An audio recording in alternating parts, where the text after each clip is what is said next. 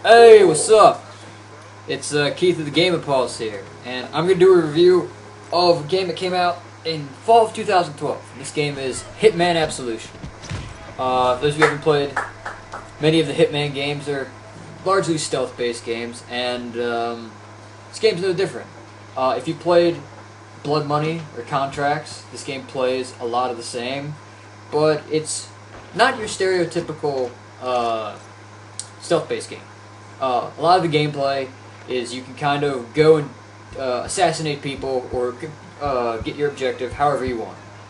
You can find accidental ways to kill them. You can go up and, garrote them from behind. Or, a lot of levels you can find a sniper rifle and just snipe the guy from a window far away. And also you can take disguises, which I love the way the disguises work in that game. Because, if you're dressed up as a police officer, anybody who's not a police officer won't question that you're a police officer. But then the other police officers will be like, oh, I've never seen this guy before. Who the hell is he? So I like that. And I think it's interesting how they've done that. And then there's also stupid costumes like the chicken suit. I wore that multiple times. And there was a samurai suit that you can wear and you get a katana when you use it. So, all in all, the game's fun. If you want a brief summary of what happens, you basically go rogue from the CIA, and you're kind of taking out higher up CIA officials throughout the entire game.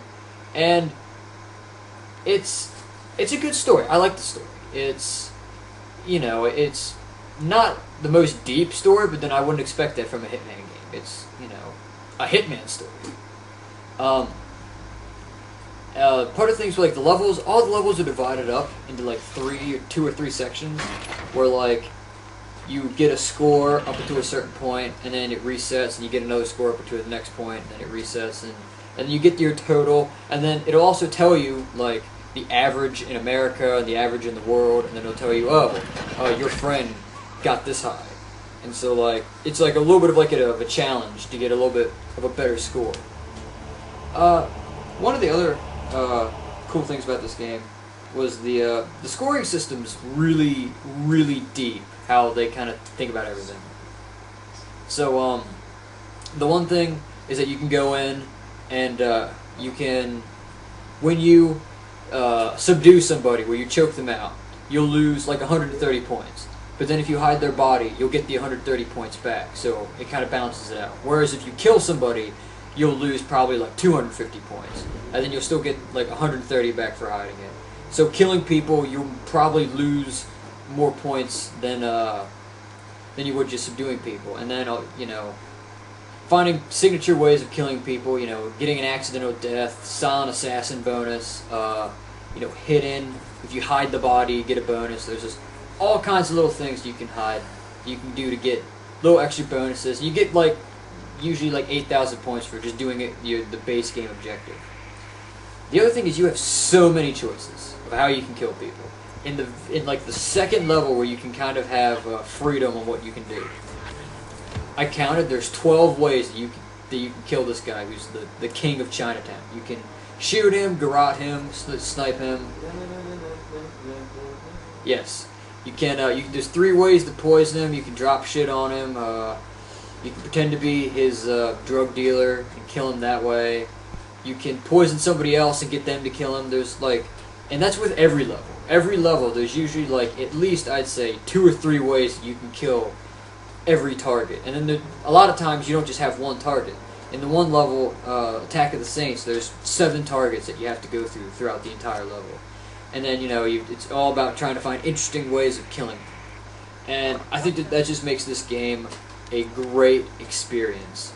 The other half of this game is Contracts mode, which is basically you pick the target, you pick how it's done, and you pick the level, and then you pick out how you escape, and you set it up as a challenge for other people to do, for you to try this out. I didn't do this too much. I only did a couple contracts, and I only made a couple. But it's you decide what costume they have to wear in order for them to get the challenge done, and then you can pick a random police officer as your target instead of picking the main guy. I did one where I was playing in a strip club, and one of the strippers was a target, and I had to figure out a way to get her off the pole and kill her, which was a task within itself. But then like that's one of the things that you can do. And then it puts like if you and a friend have played the same thing, it compares your scores, and that's like how you do things. And you can unlock new abilities and play styles. And there's a lot of depth to this game. This is honestly probably one of the more enjoyable experiences that I had, like playing a video game this year. There's so much replayability to this game, and even though I just today traded the game in, there was still a lot more that I could have done. It's just that I didn't have the motivation, because you know there's the normal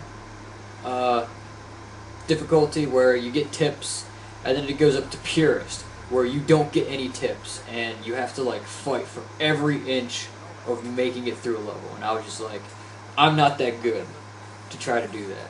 But I think this game goes in as probably, I think, one of the best stealth action-adventure games that I've ever played. Just because of the variability, and again, I like the point system, whereas you'll get points for being creative. Like the one time I was playing, and I threw a bomb next to a car, and then I hit the car alarm, and the guy runs over to come check on his car, and I blew it up in a very cinematically spectacular explosion. And you get points for that, but then, you know, if there's civilian casualties, you know, you'll lose a lot of points. So it's a very deep game, which you can go and be all stealthy, or you can go and kill everybody. I've done that a couple times, because I just got frustrated with a level, and I just murdered everybody. Which, that's one of the funny things about this game, was I literally, there's like a door between here and the next level, and I killed everybody literally right next to this door, went over into the next part, nobody gave a fuck. There was a huge gunfight over in the next room, and I didn't even use silenced weapons, and they were just like, huh? What happened? So, I definitely think you should buy this game. This game, I think, is definitely worth the money. I enjoyed the hell out of it, and it is one of those games, kind of like Portal 2, it is a thinking man's game. So it's a great experience. I'd give it, if I had to give this game a score, I'd give this game an 8.5 out of 10. This game was phenomenal once I got the hang of it. So go check out Hitman Absolution, subscribe to the channel, like the video, you know, and all that helps. Yeah, so bye.